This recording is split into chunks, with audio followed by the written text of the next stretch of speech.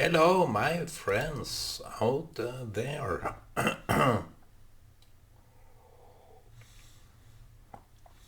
It has been a crazy day. I'm here for you.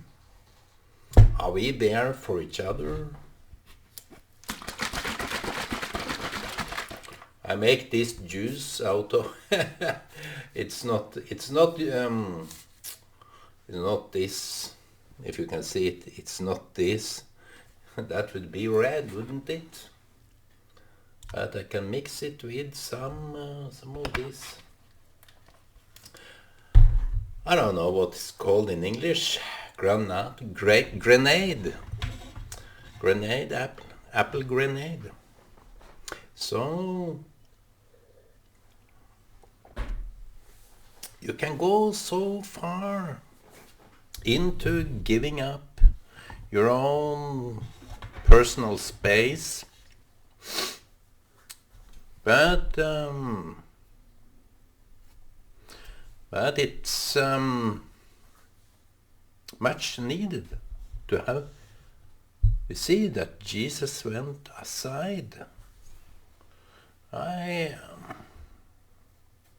think that many people within the Christian community think that that was regarded to prayer, and I do believe so too in some extent, but he was among people all the time.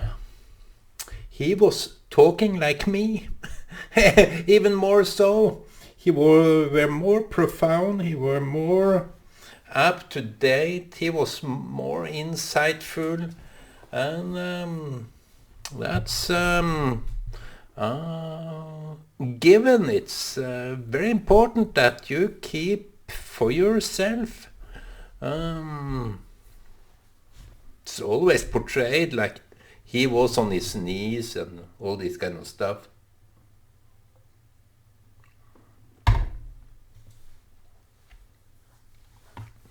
They have that idea. I have mentioned it, touched on it before, but Einstein, Michelangelo, and Tesla, those people that have come up with some profound and major inventions.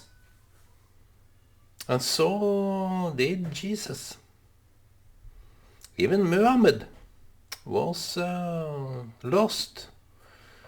It is as told the prophets was also at their own places. You see, to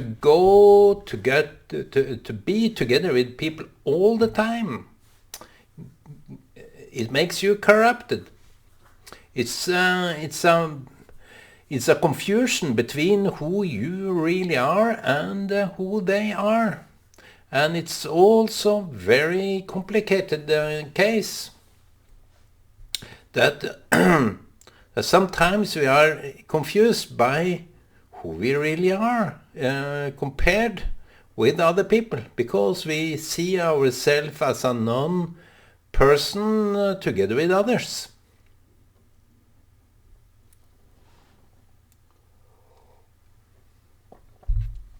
I'm mainly here just to show my face. Would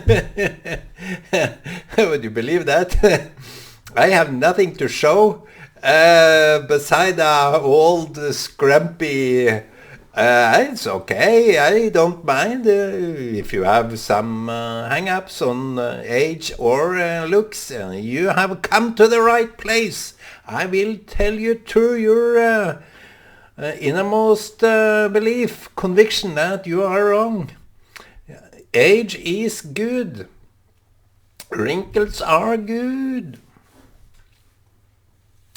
But those people, those men, those women, I don't think women in that extent have this need of being alone. Like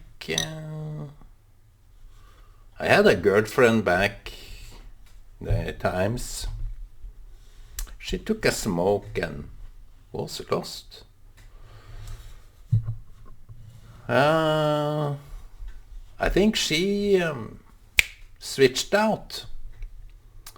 Like gone lost. I don't go into that kind of matter because it's a personal case. It's something very personal, and I don't criticize it. But it was kind of something that with the smoke that made her lost.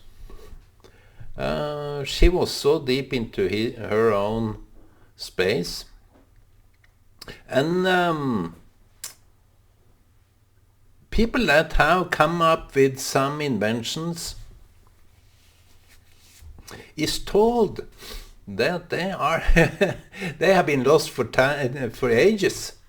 Even the prophets back in those days, where you can read about them in the Bible, they were lost. Even Jesus, he was lost for 40 days and 40 nights without anything to eat. And after that, it's told that after that kind of trial and temptations, he was put in duty. He could hold on to his own drive. He was in contact with, he was also always referring to his contact with, sorry for that, with his contact with the upper force, with God Hashem. So he said something very strange. What God is doing, I'm doing. What the God is saying, I'm saying. So I just do exactly what God is doing. No, it's not what I'm told to do. No. And back in yesterday or the day before, saying that Jesus told her, his mother, that what have I to do with you, woman? What have I to do with you? My time is not your time. It's a kind of a time degree that people are lost. Prophets and inventors and all these kind of crazy people, they are seemingly some period of their life lost. And this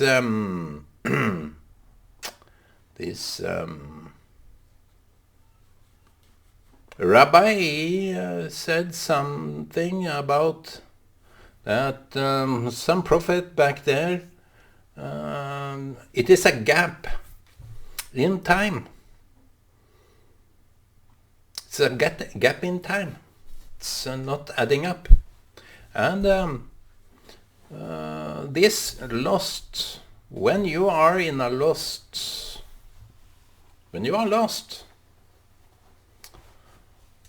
you can be present, very present. I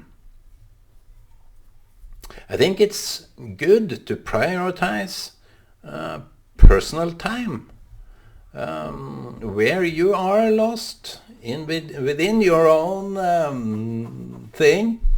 People that are found, we have some programs here in Norway, that people are living for themselves out where nobody would think or believe that someone would live. Something like that, the name of the program. And it's strange that people are seeking the loneliness, the kind of soul time for themselves. It's strange that this soul, it's a single, it's one, and it's also referred to the soul in you. it's kind of the lost person is according to someone that is not there, but still the physical entity is still there.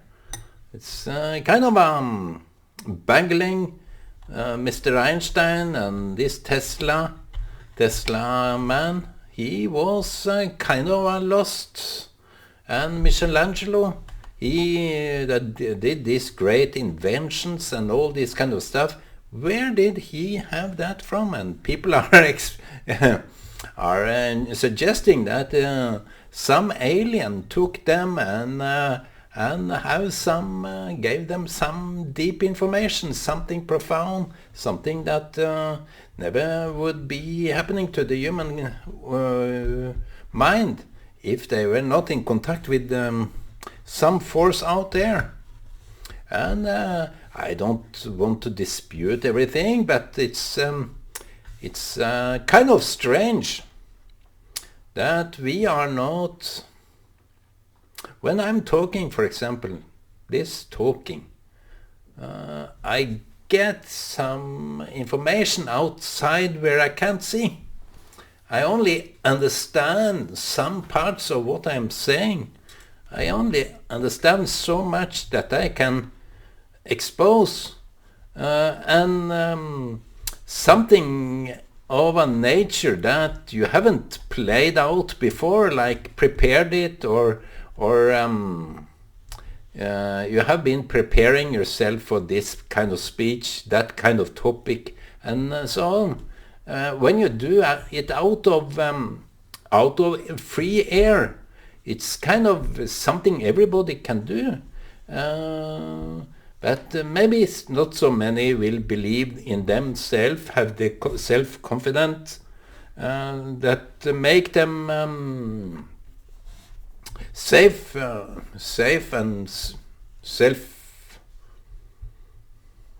have not enough self-esteem to do that kind of talk, because they want to know in advance what they are saying is correct.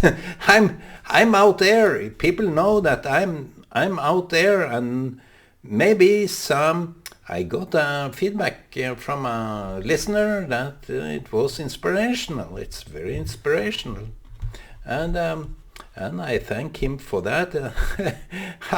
His name is Kramer, by the way. So if you find what he wrote, you will get the proof. Mr. Kramer, I love you.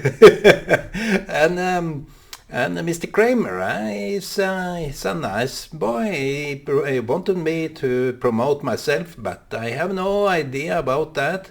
I don't know anything about promotion of myself. I leave it up to the time. You see, I believe the time will change everything.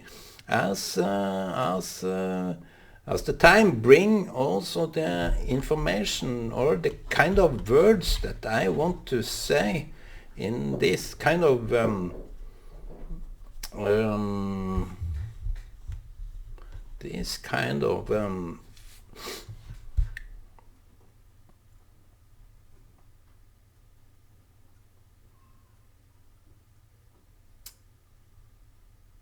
this kind of speech, this kind of exposing myself to the crazy stuff out there. And I'm not comparing myself with someone. It's not needed. It's not useful. But in some extent, you can find yourself in a space without people knowing you are there. Like you can sit in a crowd, and some have this ability that is quite common, of course, but they have some ability to get lost. They are lost. They are within their own realm and within their own spacing of things that they are thinking of. And that is a kind of a human attribute, that you have this ability to think outside this crowded so that place you are, it's not there for you. It's the place for you will be maybe up in the sky or deep into a game or something like that. Today, it's gaming is all active. So, whether it was alien or whatever it is, you see, everything that we have in our body is attached to outer sources. And I remember looking at, I have this preoccupation, I had at least, and in some time of my life, every so often, so to say, I have this kind of interest for UFO, these spatial vehicles that you can't define. And someone told, I was reading a book that this author had this feeling or messages that they would come, and he had to go there and meet them. I don't mind that, but it's kind of everything outside this realm of itself. Where does the thoughts come from? I haven't touched on that. It's mind-boggling. I think it's the quality of time. Have this mixture of ingredients that you can tap into, some waves or some time-bound things that I haven't. I'm not able to understand it or explain it, but it is what it is, and we are connected with it. And if we feel something is happening with us, we like to express it. And if it's like I met a UFO, I saw a UFO or something, I saw an alien, you think that this will not be believed in any way, so you keep it to yourself. And this kind of absence by those inventors and prophets or Messiah, they were absent in some time and went far away. It was written about this Philip that was traveling from here and there. He was on his traveling vehicle, and he was moved. It was written that he in the spirit to sit together with this man, which have been visiting Jerusalem and all this kind of stuff, and he told him about Christ, and he said, what is the hindrance for your baptism? And this kind of, he was moved in the spirit, and whether it was physical or spiritual, maybe the traveler was in his own mind thinking of this. If I only could speak with someone that have seen Jesus Christ, I would love to talk with him. So that kind of wishes came through. Maybe he understood so far and he accepted, and he was already a believer in the first place. So why should Philip be traveling so far? Just moved away from where he was. I have no clue about that. But it is like we are in a space that can do whatever it can do with us. And I think all the time when we are minding this kind of tapping into this reality, it's very important, because then we can accept and admit to that kind of contact with the entities. I don't know what to call it.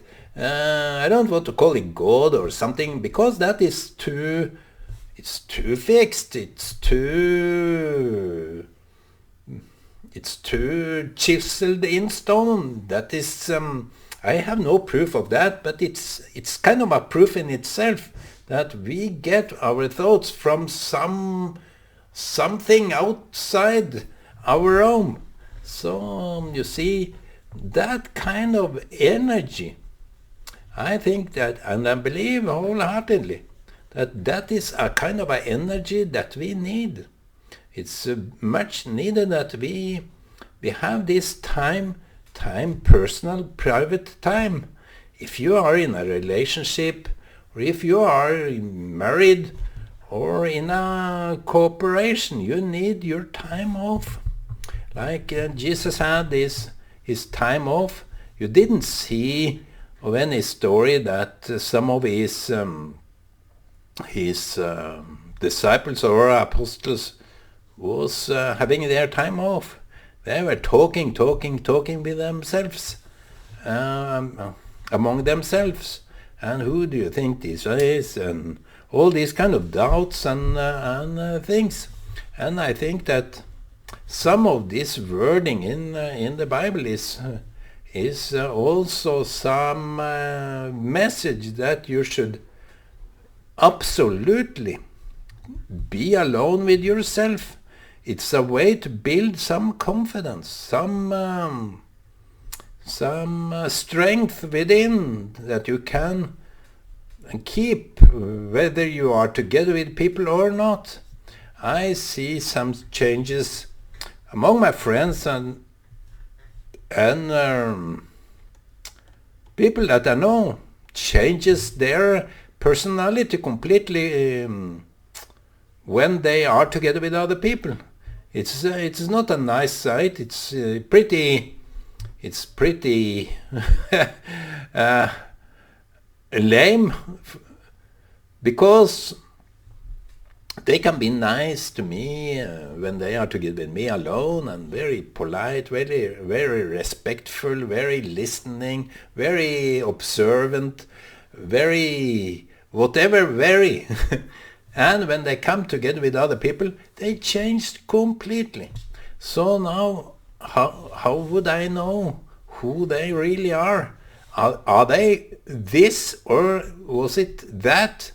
And those people that are changing, because I think that is obviously a sign of insecurity. That is obviously a a sign that they are not self-confident. They have no trust in themselves. They are very apt to being liked by everybody, and that is some kind of a joke. I would love to be as I am here, also together with other people. Not so much about me, not so much speaking, I admit, but you see, the church took that loneliness, to that isolation, to a degree that I wouldn't recommend, because but they say that it is working. Those popes and nuns and all these Catholics, I don't want to dispute them or criticize, but it's a degree of loneliness or absence that is looking like it's very selfish. They have adapted that kind of loneliness to the cloister or the church, or what they call it. Their community is all about being alone in prayer, in only them and God, and seemingly it's so strict when they are there. It have to be like this, and oh, not that. They can't drink, they can't eat, they can't whatever it is. But and the nuns, and I think also the priests, have some services, some duties. That's why I'm not going into criticism about them, because I don't really know. But this kind of loneliness was taken to the extent, and I don't know whether it have changed the world, but I think it is about getting deep down into some confirmation that we are here for a purpose. We are here in this world with a purpose, that we should serve each other. We should be there for each other. We should not play the only game that is here, that is satisfying my own needs and fulfilling my dreams and all this kind of stuff. Yeah, that is kind of very selfish too. That is the polar opposite of the Catholic Church.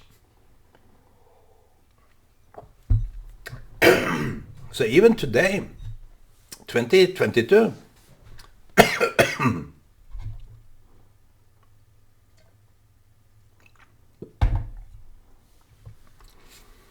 you have these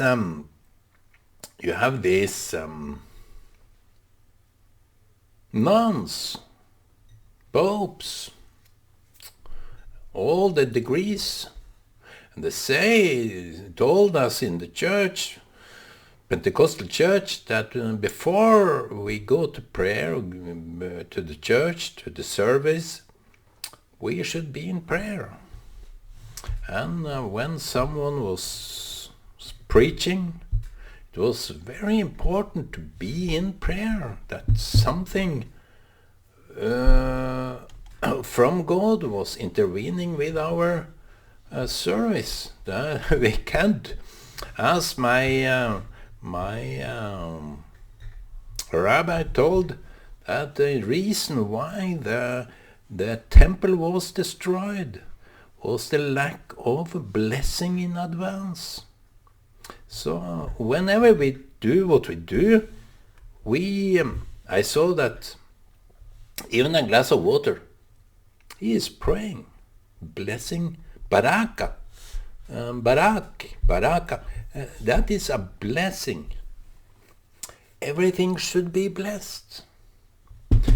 And I don't think that it needs my blessing, but it can be some instrument of a blessing that we can put on each other. I will bless you. In the name of God. I don't want to put these big words to people like that. It's not my duty, it's not my thing, but I will give my blessing. It's how it is. I think it's also how it works. Because if you see the ancient Abraham, Isaac, and Jacob, they were blessing their children at the deathbed. But I don't want to wait so far as to the deathbed. I want to bless them every day. Every day. I think it's highly important that when you are all alone, you have this blessing, because you have been there all alone with yourself, with your purpose in life. To be alone is to understand, to get to deeper understanding. With any ritual, I don't go into ritual, but when you are alone, when you come back, you have some blessing to give, some profound deep understanding that you can be able to convey that you are a blessing, a radiation of blessing. So, my friends, be that blessing. Be that alone with yourself to be a blessing.